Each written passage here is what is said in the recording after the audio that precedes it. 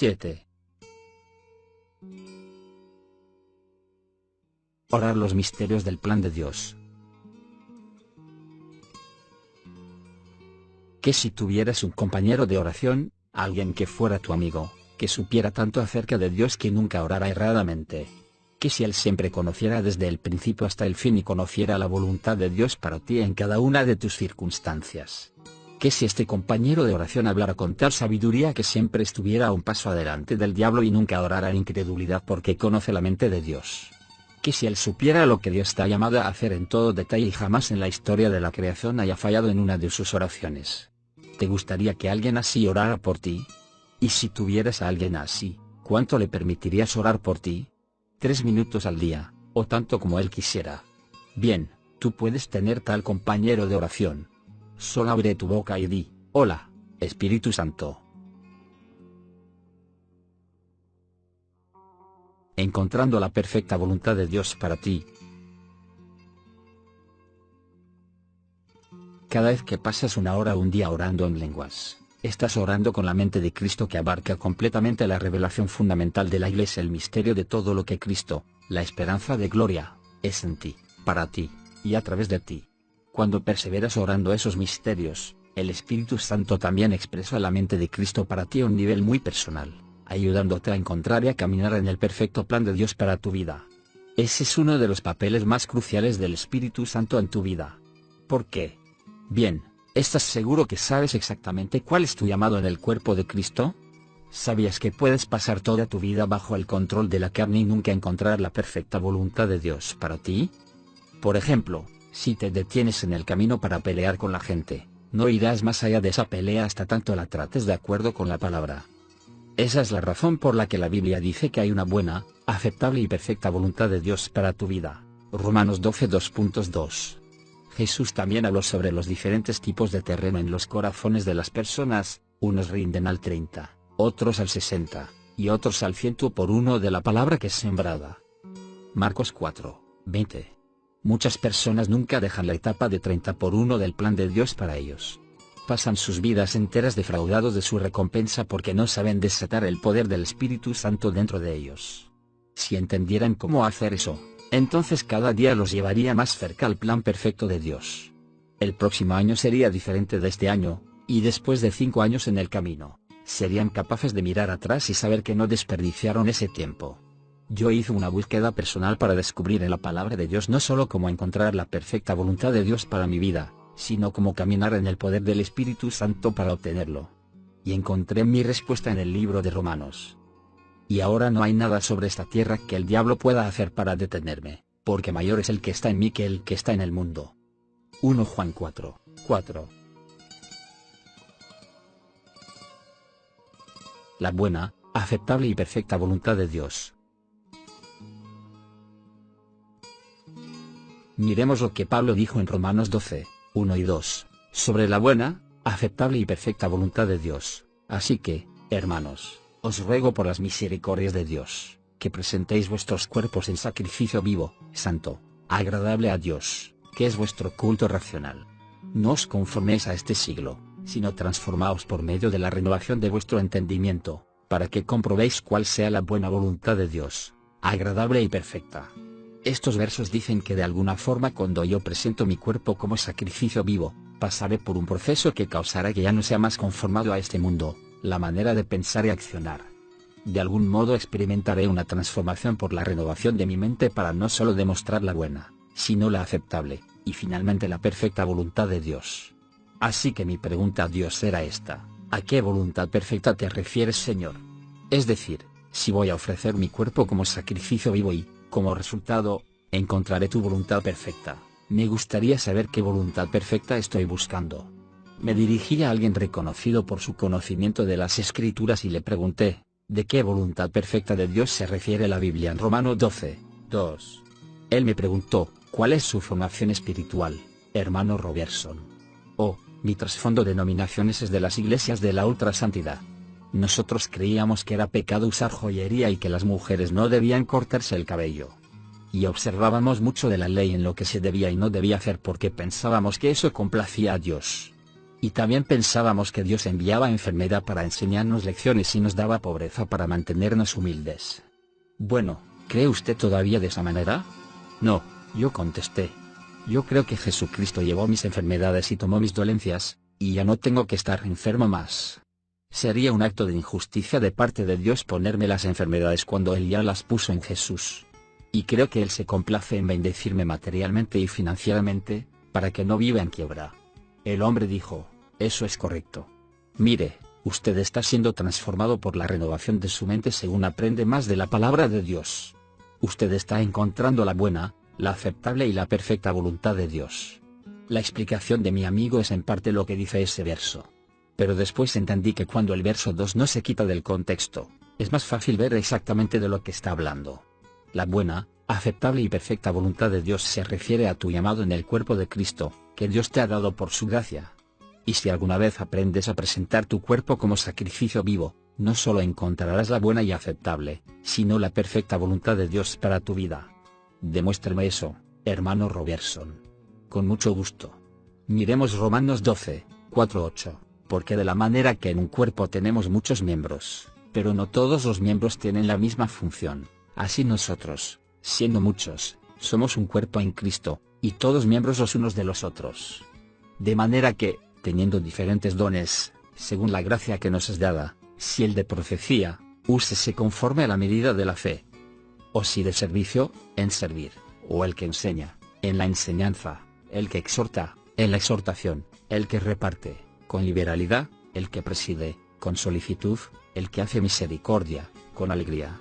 Dentro de este cuerpo espiritual compuesto de muchos miembros, llamado el cuerpo de Cristo, hay muchas gracias y llamados que son diferentes el uno del otro, cual fuere, apóstol, profeta, maestro, pastor, evangelista, los que ayudan, los que administran, o las diversidades de lenguas. Entonces, este pasaje de la Escritura, tomado en contexto, está diciendo que si alguna vez aprendo a presentar mi cuerpo como sacrificio vivo, el resultado será que encontraré la gracia particular de Dios y el llamado para mi vida. ¿Cómo presentamos nuestros cuerpos como sacrificios vivos?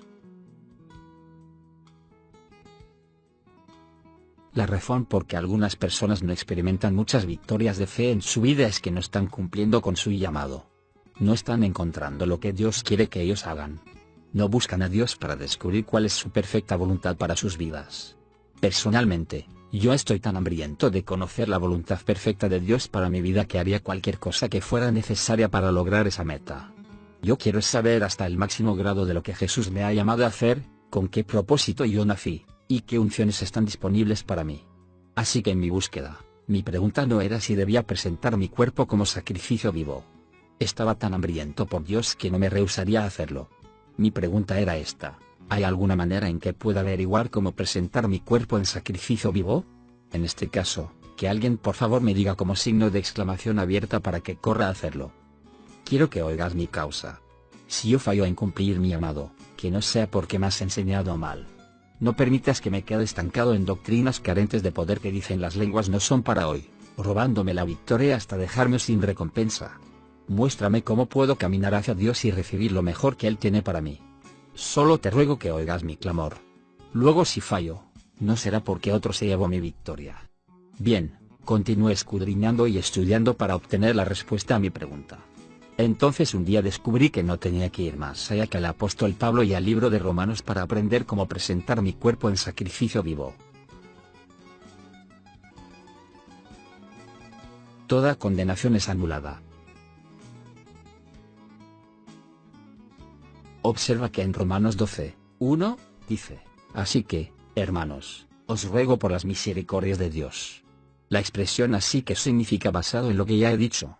En otras palabras, Pablo está diciendo, utiliza la información que te enseñé en los capítulos anteriores y presenta tu cuerpo para que puedas encontrar la perfecta voluntad de Dios. Bien, no tenemos que retroceder tanto para encontrar donde Pablo nos enseñó la manera de presentar nuestros cuerpos como sacrificios vivos. El 8º capítulo contiene la respuesta. Empecemos en Romanos 8, 1. Ahora, pues, ninguna condenación hay para los que están en Cristo Jesús, los que no andan conforme a la carne, sino conforme al Espíritu. Esa palabra condenación se emplea de la misma manera que cuando decimos que un delincuente está condenado a muerte. Así que Jesús me ha dado una promesa a través de las enseñanzas de Pablo. Él me ha liberado de toda condenación, así sea de la carne, el diablo, el mundo, la dolencia, el dolor, la pobreza o la enfermedad.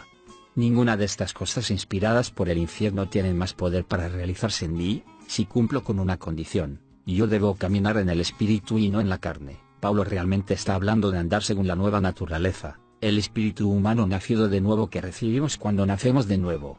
El Espíritu Santo ha sido enviado para guiar nuestro espíritu humano, nacido de nuevo, a toda verdad, pero cuando venga el Espíritu de verdad, Él os guiará a toda la verdad, porque no hablará por su propia cuenta, sino que hablará todo lo que oyere, y os hará saber todas las cosas que habrán de venir.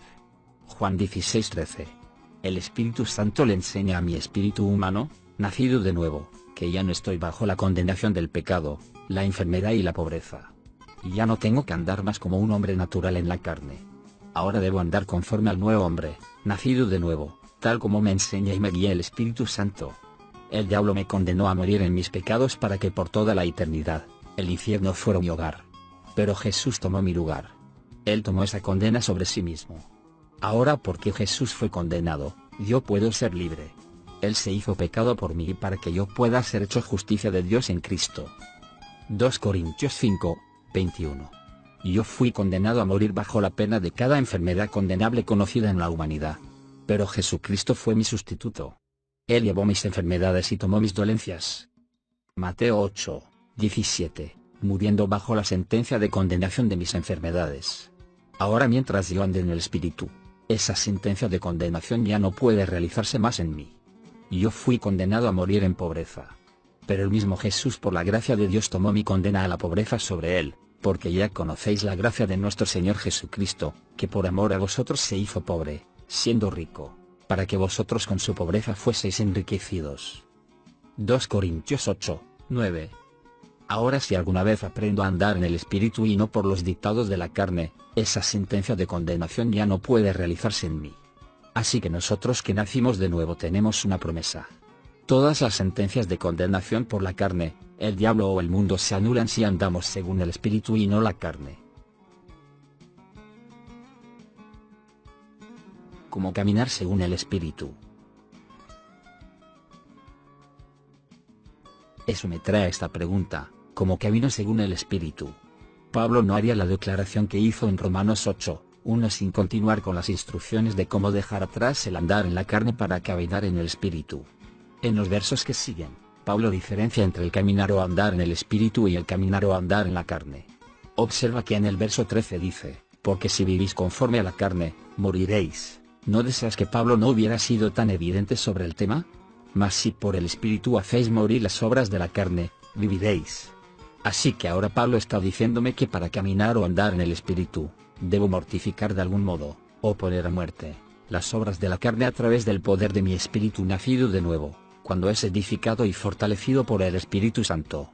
Esto empieza a verse como Romanos 12:2.1. Ahí me dice que ofrezca mi cuerpo como sacrificio vivo.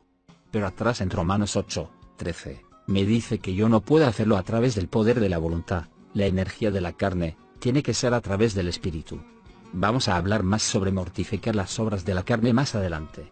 Por ahora, permanece la pregunta: ¿cómo permito al Espíritu Santo edificar y fortalecer mi espíritu humano, nacido de nuevo, para mortificar las obras de la carne y presentar mi cuerpo como sacrificio vivo, para así encontrar la perfecta voluntad de Dios para mi vida? El Espíritu Santo nos ayuda en nuestras debilidades a través de la oración. Para encontrar la respuesta a esa pregunta, veamos el verso 26. Pablo todavía está dividiendo entre el andar en el Espíritu y el andar en la carne. Pero ahora él va a decirnos cómo ofrecer nuestros cuerpos como sacrificio vivo. Y de igual manera el Espíritu nos ayuda en nuestra debilidad, pues ¿qué hemos de pedir como conviene? No lo sabemos, pero el Espíritu mismo intercede por nosotros con gemidos indecibles. Pablo empieza con la frase, de igual manera. En otras palabras, está diciendo, de esta manera o esta es la forma como el Espíritu Santo nos ayuda en nuestra debilidad. La palabra debilidad se refiere a nuestra incapacidad de producir resultados debido a las limitaciones impuestas en nosotros por la carne. Así que el Espíritu Santo fue enviado para ayudarnos en nuestra incapacidad de producir resultados con nuestra propia fuerza. Permíteme desmenuzar el significado de este verso más ampliamente. Supongamos que una enfermedad terminal interrumpe mi vida normal. Yo no puedo sacar la enfermedad de mi cuerpo, y está en proceso de matarme. Esto, mi amigo, es una debilidad. O supongamos que la pobreza me rastrea y destruye todo lo que estoy haciendo para el reino de Dios, llevando todo mi progreso a un paro total, y no parece haber nada que yo pueda hacer al respecto. Eso, también es una debilidad. Pero, gracias a Dios, la Biblia promete que de igual manera el Espíritu me ayuda con mis debilidades, signo de exclamación abierta a mi incapacidad de producir resultados debido a las limitaciones impuestas en mí por la carne. ¿Cuál es tu debilidad? ¿La ira? ¿El desamor por las personas? ¿Le gritas a tu esposa en casa? Cualquier cosa que sea, el Espíritu Santo fue enviado para ayudarte en tus debilidades. Él va a mostrarle cómo mortificar las obras de la carne. El Espíritu Santo sabe cuán ignorantes somos. Él sabe que no sabemos cómo orar en tiempos de debilidad. Él sabe que nuestra alma necesita auxilio cuando está siendo azotada por el diablo. Gracias a Dios que Él ayuda a nuestra alma en la lucha que emprendemos con el diablo, trayendo consigo un lenguaje completo de edificación, un lenguaje tan articulado que hace parecer a nuestro idioma natural como si estuviéramos jugando con juguetes lingüísticos. Cuando oramos hasta la más sencilla frase en lenguas, es para edificación, porque Dios es el origen de ellas. El Espíritu Santo puede expresar en un párrafo lo que nos tomaría toda la tarde para decir. Es un lenguaje imponente, y el Espíritu Santo lo desea no solo para expresar el misterio de lo que Cristo es en nosotros, sino el llamado de Dios que no podemos cumplir con nuestra propia fuerza. Él interviene con gemidos indecibles y hace intercesión por nosotros según la voluntad de Dios. Así que entra a tu lugar de oración y di: toma mi vida, Espíritu Santo. Mi alma me ha estado saboteando últimamente, y necesito pasar un día contigo. La mente del Espíritu. Ahora miremos el verso 27, para ver lo que el Espíritu Santo está haciendo para ayudarnos en nuestras debilidades. Mas el que escudriña los corazones sabe cuál es la intención del Espíritu, porque conforme a la voluntad de Dios intercede por los santos. Nota que dice que el Espíritu Santo escudriña los corazones, está en plural.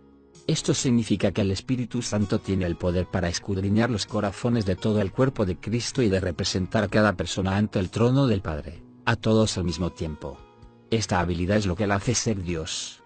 Cuando el Espíritu Santo entra en mi corazón para escudriñarlo, Él conoce algo muy importante, la mente del Espíritu. Esa es la razón por la que Él puede hacer intercesión según la voluntad de Dios al escudriñar mi corazón. Durante mucho tiempo escudriñé esa escritura, preguntándole al Señor, ¿qué significa cuando dice el Espíritu Santo conoce la mente del Espíritu? Yo empacaba un montón de libros griegos en mi maleta y los llevaba en el camino conmigo, escudriñando las escrituras para averiguar lo que la mente del Espíritu era. Pero no parecía encontrar la respuesta. Entonces un día el Señor me lo reveló en el Espíritu. Yo había estado orando todo el día en lenguas, y al final del día, Él me susurró la respuesta al misterio, haciéndome regresar a Romanos 8. En Romanos 8, 20, 21, Pablo dice que toda la creación fue sujeta a vanidad, en la caída del hombre, con esperanza de ser libertada de la esclavitud de corrupción. Pablo continuó diciendo que nosotros que hemos nacido de nuevo y hemos sido llenos del Espíritu Santo también gemimos en nuestros espíritus, anhelando la glorificación de nuestros cuerpos y de la Iglesia. Versículo 23. Pablo está hablando sobre el plan de Dios para la humanidad en estos versos, un plan que abarca aproximadamente los 7000 años de la existencia del hombre sobre la tierra, incluso el milenio. Este es el contexto en el que habla sobre la mente del Espíritu en el verso 27. Pero, ¿por qué es usado el término la mente del Espíritu? Bien, Dios tiene algo distinto en su mente para cada generación. El plan de redención de Dios abarca 7000 años, pero aquel que escudriña los corazones sabe lo que hay en la mente de Dios para tu generación, tu iglesia, y para tu vida dentro de ese gran plan. Él sabe a lo que Dios te ha llamado y predestinado para que hagas, desde antes de la fundación del mundo. Eso es lo que permite al Espíritu Santo ser tu representante, tu campeón, cuando intercede por ti según la voluntad de Dios. La mesa de conferencia de Dios. Por causa de nuestras mentes finitas, imaginémonos la mesa de conferencia de Dios en las eternidades pasadas. A la cabeza de esa gran mesa de conferencia está sentado Dios el Padre. A su mano derecha está sentado Jesucristo y a su izquierda, el Espíritu Santo. El asunto de la conferencia, la planificación de la creación. Todo lo que sería incluido en su gran plan Dios lo puso sobre la mesa. Y dijo, nosotros crearemos esto, y crearemos aquello y luego crearemos personas. Luego vio las generaciones que habrían de ser, anticipando su plan para cada persona que iba a nacer sobre la tierra. Finalmente, llegó al nombre de Dave Robertson. Dios puso sobre la mesa su plan para Dave, desde el nacimiento de Dave hasta cada obra maravillosa a la cual lo llamó a realizar para cumplir el llamado ministerial. Entonces Jesús, conocido en aquel tiempo como el poderoso Logos, la palabra de Dios, se puso en pie y dijo, sabiendo lo que pasará en el tiempo señalado, yo iré delante y redimiré a Dave. Luego el Espíritu Santo se presentó y dijo, en el tiempo señalado, iré y bautizaré el corazón de Dave, además llevaré conmigo un lenguaje sobrenatural de oración para ayudar a Dave a que ore los misterios del plan de Dios, porque yo estuve aquí con el Padre cuando él planeó la vida de Dave desde el principio. Dios no solo planeó mi vida en la gran mesa de conferencia del cielo, también planeó la tuya. Él no solo planeó tu vida, sino también la vida de todas las bebés niñas de las muchas tribus y pueblos que fueron asesinadas por ser primogénitas, y no ser varones. Dios cuidadosamente planificó un plan para cada uno de esos bebés que no eran deseados.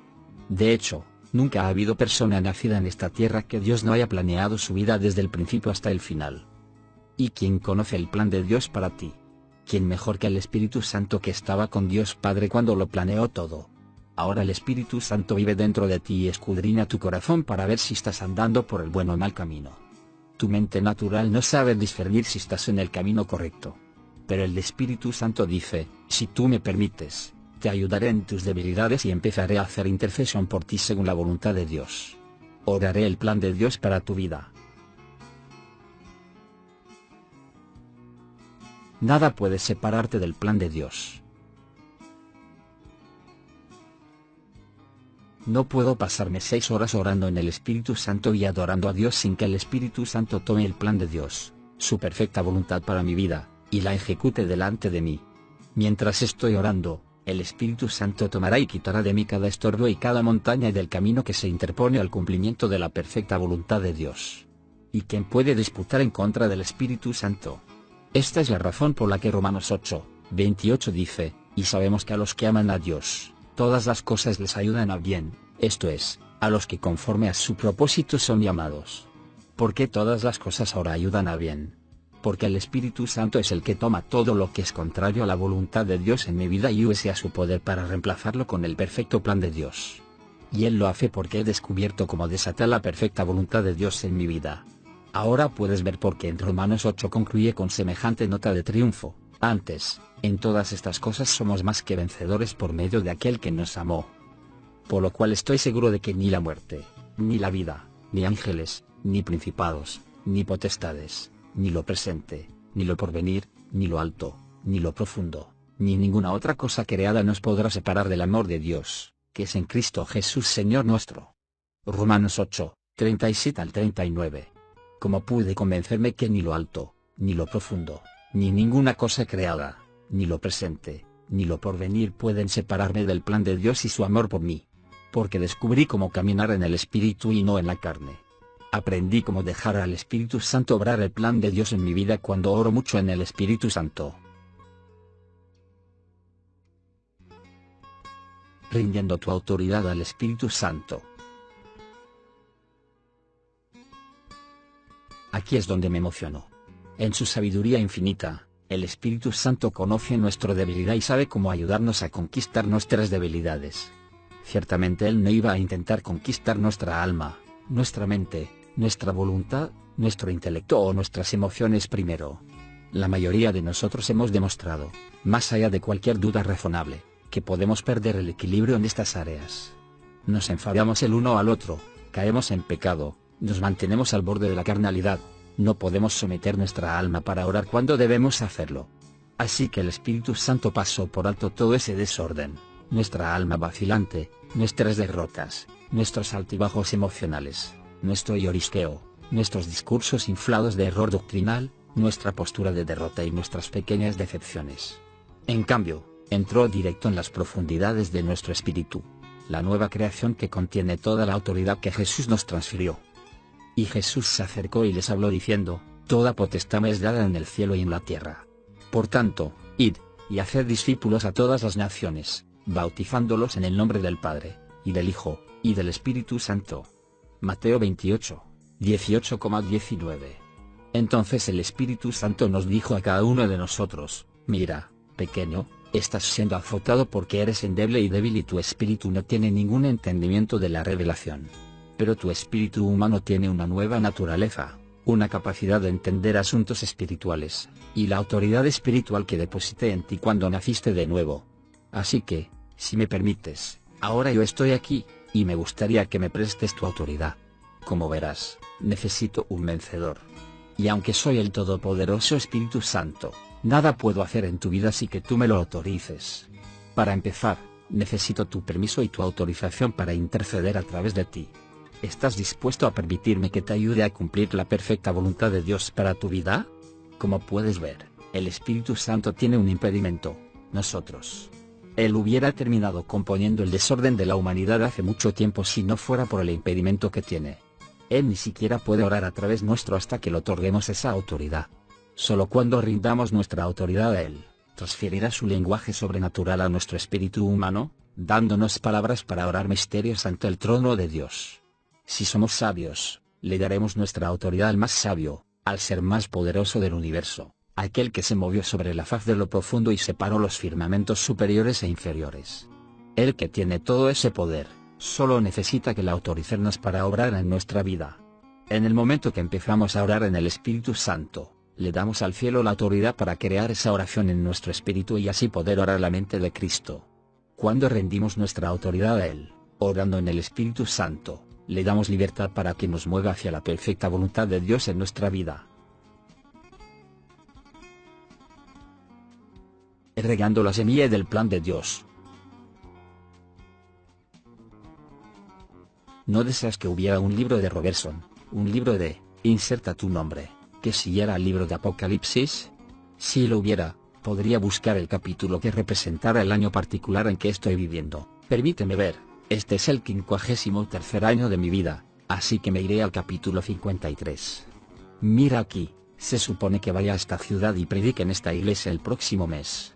Gloria sea a Dios. Gracias, Padre, por el libro de Robertson que tiene tu plan para mi vida en él. No existe semejante libro en la Biblia. Pero tal libro existe. En el momento que has nacido de nuevo y el Espíritu Santo vino a morar dentro de ti, ese libro se depositó dentro de tu espíritu. Ese libro es la perfecta voluntad de Dios para tu vida en forma de semilla. Dentro de esa semilla está el programa entero del plan de Dios para ti.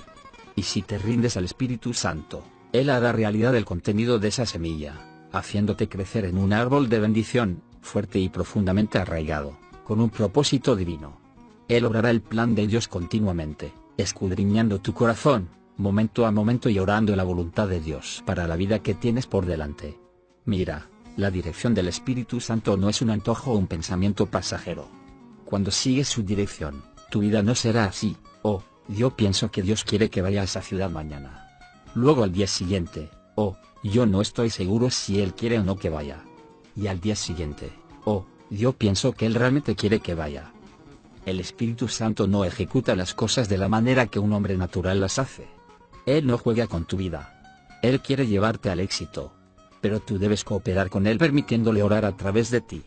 Cuando Jesús dijo que de tu interior fluirían ríos de agua viva, Juan 7, 38, Él estaba hablando del Espíritu Santo.